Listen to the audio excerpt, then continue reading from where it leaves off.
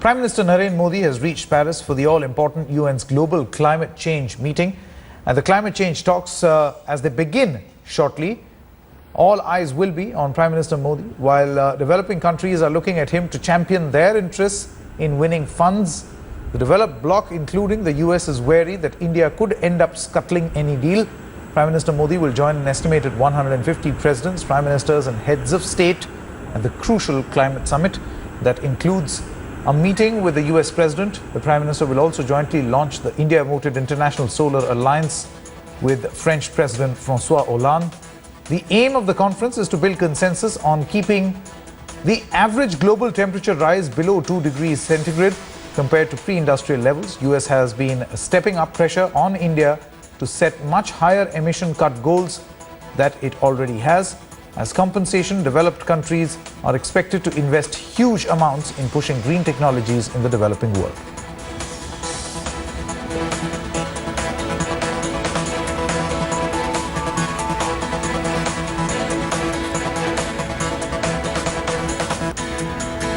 Piyush, you're in this most unusual position of handling both fossil fuels as well as renewable energy. What are the big takeaways India can get from this climate summit? It's actually a very brilliant position to be in, because one cannot exist without the other. They best coexist.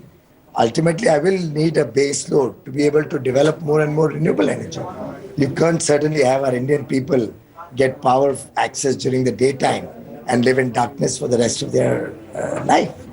So it's very, very critical that we have a balanced development of all sources of energy. We don't have gas in India, so obviously coal will be our base load power. But the commitment of this government, led by Prime Minister Narendra Modi ji, is to go more and more towards clean energy. We are a very responsible global citizen. India has taken a leadership position when it comes to addressing concerns of climate change. And we feel confident that Paris will lead the path going forward to a much better world to live in. India will be in the forefront of trying to get an agreement done during the Paris talks. Joining us live now from Paris is India Today's Group Editorial Director Publishing, Mr. Raj Chengappa. Now, Raj, the Prime Minister has landed there and all eyes are on India, possibly one of the tightest walk diplomatically for the Indian Prime Minister. Today is really a big day for planet Earth. Today is the day that almost 190 countries will get together. There are something like 150 heads of state, including Prime Minister Modi, who will be there at the inaugural ceremony that will begin from a couple of hours from now. The imperatives are there. The Earth is experiencing catastrophic climate change. If the pace continues and there is a 2-degree rise in temperature, there will be irreversible damage to the Earth. So this meeting, which comes after the failure of Copenhagen, to decide on how each country should reduce their emission intensities, particularly of carbon dioxide, and come to an agreement that is equitable and fair, which what India is pushing for, will determine the fate of the Earth. So as we go through the events today, you will find that apart from the inaugural ceremony, there will be India spearheading a major movement to form a global solar alliance. And that would happen later in the afternoon, along with French President Hollande. Prime Minister Modi will launch this huge program, which India will probably chair and have the headquarters in Delhi. Now, Raj, it's an interesting point that you had made about the failure of a previous summit of a similar kind. Now, if you look at the history of such summits, there hasn't been much success. Why is Paris then so important? And why is the entire world looking at a successful climate change summit in Paris? Well, essentially because despite the agreement that India had, along with other countries in 1997, the Kyoto Protocol that you mentioned, the developed countries which had the responsibility of cutting their emissions foot dragged. They just didn't do much, particularly United States. Europe, some countries did so, but most countries avoided carrying out the commitments they had made. So the world now has moved to a very dangerous tipping point.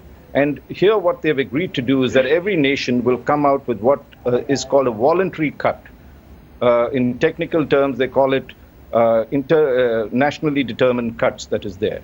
These would then lead to what is a Paris Agreement, where everyone wants whatever they can do, they will do. But it surely doesn't add up.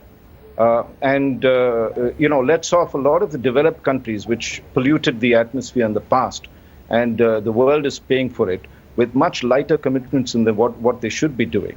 So I think what India will try and do today is to bring what Prime Minister Modi calls a certain climate justice to this whole business, which is that those who had polluted the air first should do a lot more and should move towards some major issues, major contributions, both in terms of technology and finance And I guess, to the developing and I guess, Raj, that is going to remain the conflict point between all the developed countries of the world as to who determines in quantifiable terms how much has actually been polluted through the course of the development. But the big look forward point as far as the developing countries are concerned would of course be technology and funds from the developed countries. In fact, in 2009 in Climate Change Summit in Copenhagen, it was decided that up to 100 billion will be given in aid to developing countries to reach their emission goals by 2020. How do you see this going forward?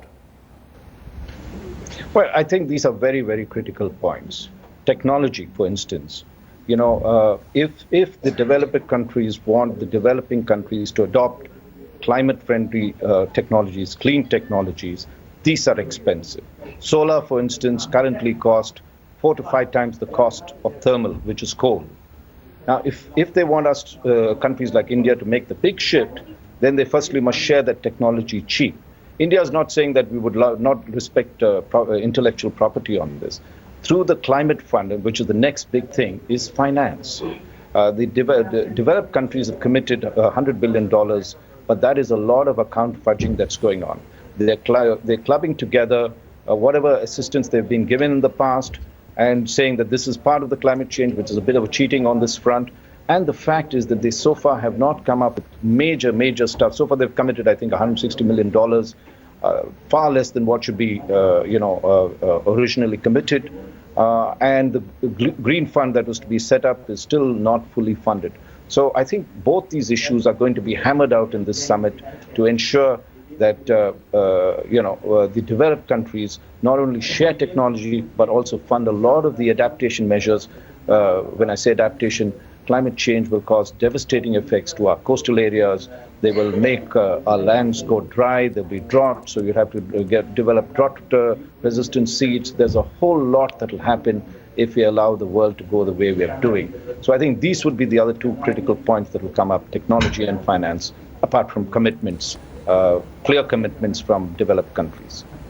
All right, Mr. Raj Yengappa, many thanks for joining us with all the latest. Now, despite the ban on gatherings enforced by the French authorities, over 200 protesters were arrested in Paris ahead of the climate summit. Police fired tear gas shells and in fact clashed with the demonstrators on Paris's Place de la République Square after they tried to stage demonstration before the UN Climate Change Summit.